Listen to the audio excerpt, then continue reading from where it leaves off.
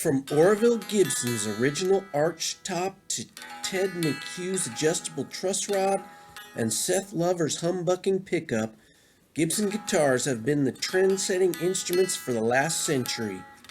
In honor of this tradition, Gibson has established the Historic Collection.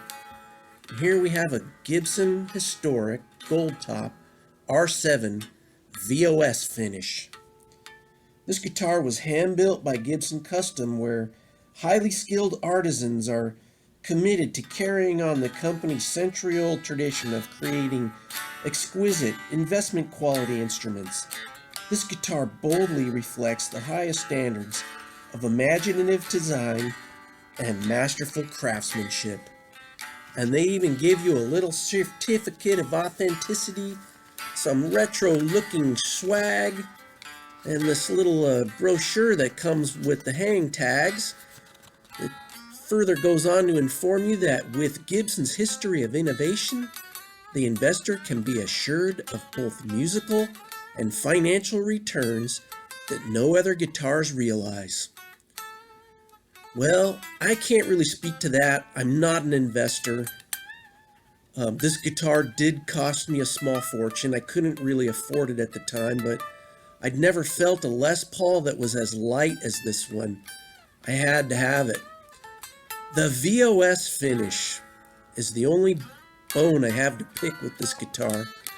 As you can see from looking at that bridge tailpiece, the thing looks like it was subjected to chemical warfare and it was never decontaminated. But anyhow, I digress. This guitar's a warhorse. It's been played. You can see there's a little bit of wear in the frets from 10 years of usage. It's a 2011 model. This was one of the last historics, I think, that was built before they went to those laminated fretboards in 2012. It's a dark rosewood board. It's much darker than the rosewood board on my R8. It's got that nitrocellulose lacquer finish that is prone to check a little bit. And this one's starting to on the binding. These Les Pauls have a nice low action and a flat radius fretboard. The action's so low you can see the strings are wearing into those pickup rings a little bit. I like to use 9s. This guitar's got a set of 9 to 42s on it. And you can see that I use a washer on the guitar strap for stage use. Holds the strap on. It's cheaper and it's easier to use than a strap lock. I like that the way they do those serial numbers too, with the rubber stamp like they did in the 50s. Apparently it's a pretty faithful recreation to a 1957 Goldtop.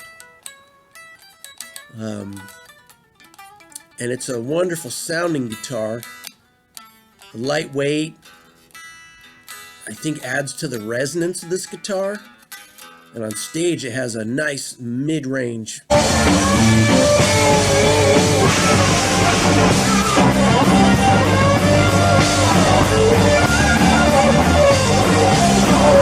Nice mid-range snarl that can cut through the din. Well, like I said, this has been mostly a stage guitar for me. I have used it a little bit in the studio. I did a record with it in 2018, and I think I used it on the original basic tracks for the song Blue Eyes that I'm releasing in February. I have a picture of it. It was in the studio when we originally tracked that song. There it is. I know I used the R8 for the solo, but that Goldtop might be on the basic track. So yeah, it's a good guitar. I really like it. I think I'm going to keep it. Well, hope you enjoyed this little show and tell. Keep on rocking.